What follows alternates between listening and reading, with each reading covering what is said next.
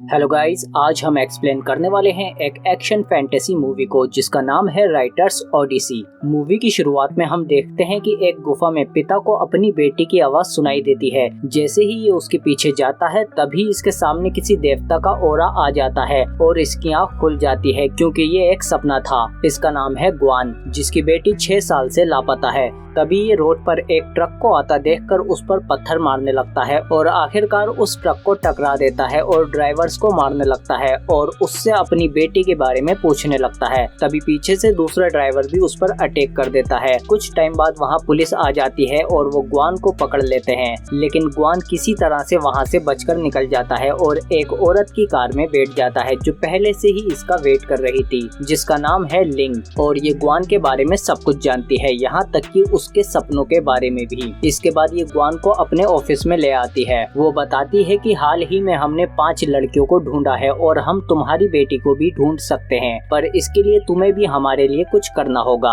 लिंग जानती है कि ग्वान चीजों को फेंकते हुए उसे रास्ते में ही कंट्रोल कर सकता है, इसीलिए तुम्हें हमारे लिए एक राइटर को मारना होगा जिसका नाम है कोंग, जो अपनी नॉवल यानी कहानी लिखता है। इसकी स्टोरी में एक कैरेक्टर का नाम रेडमैन है, तो जब भी रेडमैन जख्मी होता है तो उसका असर हमारे बॉस पर भी पड़ता है, इसीलिए तुम्हें इस राइटर को मारना होगा ताकि ये आगे स्टोरी न लिख पाए। इसके बाद ग्वान जाते हुए उस राइटर की ऑडियो बुक सुनता है जो कि वैसी ही थी जैसे इसको सपने आते हैं। ये जब भी सोता है तो ये देखता है कि ये किसी अलग दुनिया में है, जैसे कि कोंग बाउंटी हंटर से बचकर भाग रहा होता है और भागते भागते वो एक खाई के पास आ जाता है। लेकिन तभी इसकी बहन आ जाती है जो कोंग को बचाने के लिए उसे नीचे पानी में गिरा देती है और खुद इन बाउंटी हंटर्स से फाइट करने लगती है और कई सारे बाउंटी हंटर्स को मार गिराती है। और इसके बाद इनके बॉस लड़ने के लिए मैदान में आ जाते हैं। इधर कोंग वापस अपनी बहन के पास आने के लिए ऊपर चढ़ रहा होता है और जब ये ऊपर आता है तो देखता है कि इसकी बहन बहुत बुरी तरह से जख्मी है और तभी वो बॉस इसकी बहन को मार देता है। और फिर हम देखते हैं कि इस लड़ाई में ये बॉस भी काफी ज्यादा जख्मी है और बताता है कि तुम्हें मारने की सुपारी हमें रेडमैन ने दी थी। और तभी गुस्से में कोंग उस बॉस को मार देता है। फिर अपनी बहन को दफनाने के बाद वो रेडमैन से बदला लेने का फैसला करता है,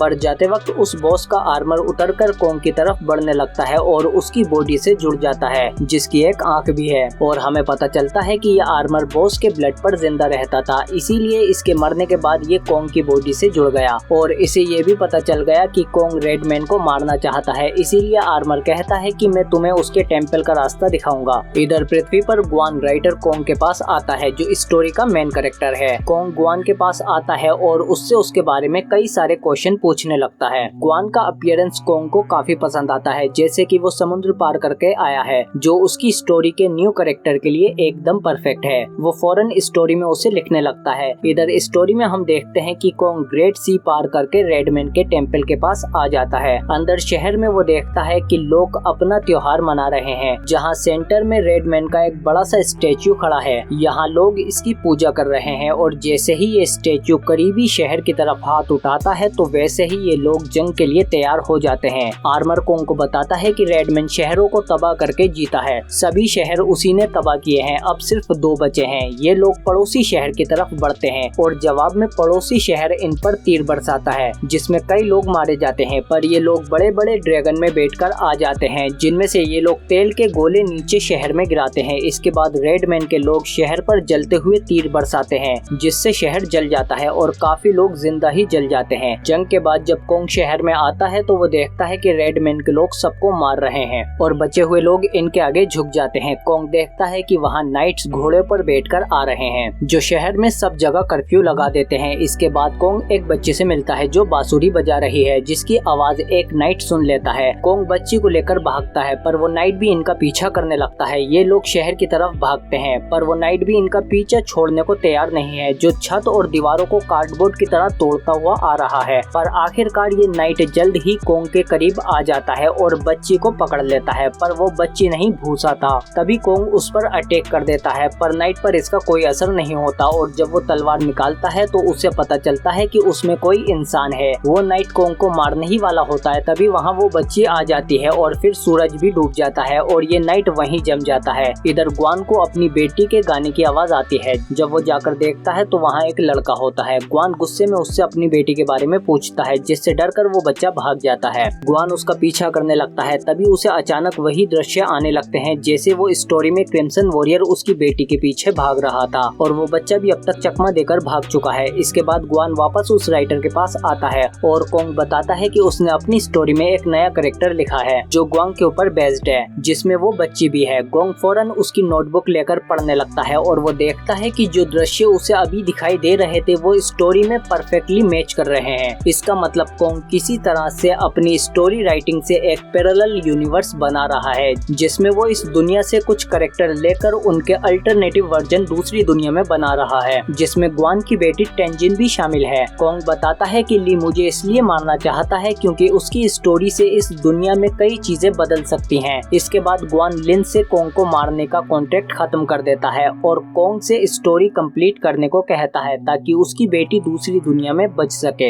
इधर दूसरी दुनिया में कोंग उस बच्ची के घर पर आता है। वो बताती है कि कर्फ्यू में नाइट्स ने उसके पेरेंट्स को मार दिया है। तभी वहाँ बहुत सारे रेडमैन के आर्मी आ जाते हैं जो इन्हें मारना चाहते हैं, पर तभी कोंग का डेमन आर्मन बाहर आ जाता है जो बहुत खतरनाक फाइटर है। ये लोग उसे मारने की कोशिश करते हैं पर वो आर्मर बहुत तेज है और इन सबको बहुत ही बेरहमी से गाजर मूली की तरह काट देता है। इसके बाद ये कोंग की तरफ बढ़ता है पर ये चाहकर भी कोंग को नुकसान नहीं पहुंचा पाता क्योंकि इसके मूवमेंट कोंग कंट्रोल कर रहा है। फिर वो इससे खुद को ही मरवा देता है। आर्मर समझ जाता है कि वो कोंग के बगैर जिंदा नहीं रह सकता, इसीलिए वो वापस कोंग से जुड़ जाता है और उससे प्रॉमिस करता है कि अब से वो कोंग की सारी बातें मानेगा। इसके बाद ये लोग रेडमैन के टेम्पल आ जाते हैं जहाँ अंदर इन्हें बहुत सारे क्रिम्सन वॉरियर जमीन पर बैठे हुए मिलते हैं, लेकिन ये बिल्कुल जाम है क्योंकि सूरज डूबने के बाद ये इनएक्टिव हो जाते हैं। कोंग समझ जाता है कि कर्फ्यू लगाने की यही वजह है कि सूरज डूबने के बाद ये लोग जाम हो जाते हैं ताकि लोग इन्हें ना मार सकें। इसके बाद कोंग टेम्पल में अंदर आ जाता है जहाँ इन्हें एक बहुत बड़ा सा स्टेच्यू मिलता है जो हिलने लगता है और वो एक बड़ा सा पत्थर दरवाजे पर मारकर उसे बंद कर देता है ताकि ये लोग बाहर ना जा सकें। इसके बाद इन दोनों के करीब आता है जिसके आधे चेहरे पर मास्क है और यही है वो रेडमैन, जो इन्हें सूंघकर पहचान लेता है कि ये टियान का बेटा है जो रेडमैन का दुश्मन है। रेडमैन कहता है कि तुम्हारी इतनी हिम्मत कि तुम यहाँ मुझसे बदला लेने आए हो। इधर कोंग भी स्टोरी कंप्लीट कर रहा होता है पर तभी गुआन को कोंग के पिता की तस्वीर दिखती है जिसमें ली भी शामिल है। कोंग बताता है कि मेरे पिता और मिस्टर ली बिजनेस पार्टनर थे।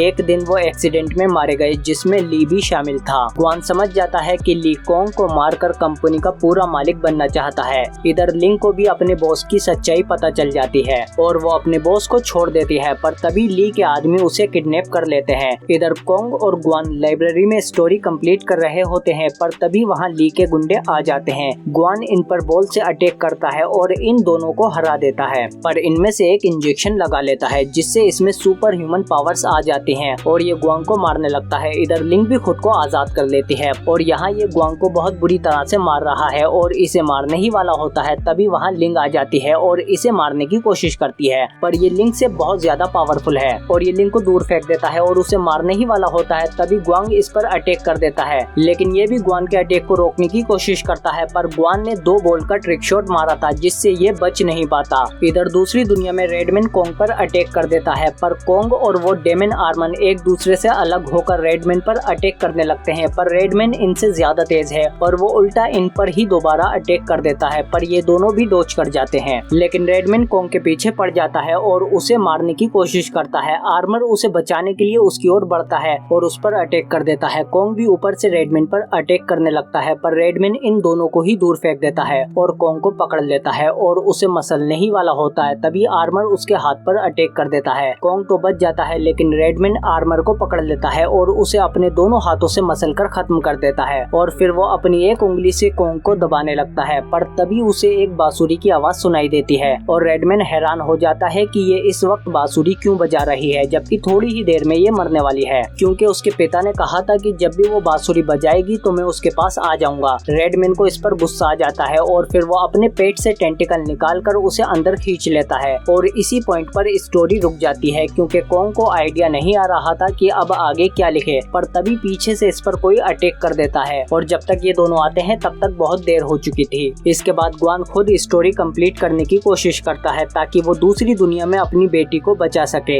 इधर रेडमैन को लगता है कि वो जीत गया, पर तभी उसे दोबारा बांसुरी की आवाज सुनाई देती है क्योंकि लड़की उसके पेट में भी बांसुरी बांसुरी बजा रही थी। तभी वहाँ रेड स्मोक में से ग्वान रेड वॉरियर के रूप में इस यूनिवर्स में आ जाता है, जो अपनी बेटी को बचाने आया है, और आते ही गैटलिंग गन से उस पर जमकर अटैक करने लगता है, जो रेडमैन को काफी ज्यादा नुकसान पहुंचा रहे थे। पर रेडमैन उससे बचने के लिए इधर उधर भागता है और फिर एक पेड़ में छिपकर वापस रेड नाइट पर अटैक कर देता है, जिससे उसकी गन तो गिर जाती है, पर रेड वॉरियर फौरन रिकवर होकर वापस से दोबारा उस पर हमला कर देता है और उसकी उंगलियां काट देता है, जिससे रेडमैन को बहुत ज्यादा गुस्सा आ जाता है और वो उस पर जोरदार अटैक करने लगता है और उसे हवा में उड़ाकर उस पर जोरदार मुक्कों की बरसात करने लगता है और रेडमैन अब उस पर काफी भारी पड़ रहा था। तभी ग्वान को उसकी बेटी की आवाज सुनाई देती है और वो रेडमैन के पंच को रोककर उसे पीछे ढकेल देता है और वहाँ से निकलकर पेड़ के पास आ जाता है, जहाँ गोंग मौके का फायदा उठाकर उस पर कूद जाता है और उसके माथे पर लगी तलवार से लटक जाता है और उसे जल्द ही पता चल जाता है कि यही इस जायंट की कमजोरी है। रेडमैन अपने टेंटिकल से उसे रोकने की कोशिश करता है और तभी ग्वान भी उस तलवार को पकड़ लेता है और ये दोनों उस तलवार को निकालकर उसे काटते हुए नीचे आ जाते हैं और फाइनली रेडमैन को हरा देते हैं। इसके बाद उसके अंदर से उसकी बच्ची भी बाहर निकल आती है। ग्वान उसे कैच कर लेता है। जब ये बच्ची उसका मास्क हटाती है तो वो उसके पिता होते हैं और वो फौरन अपने पिता के गले लग जाती है।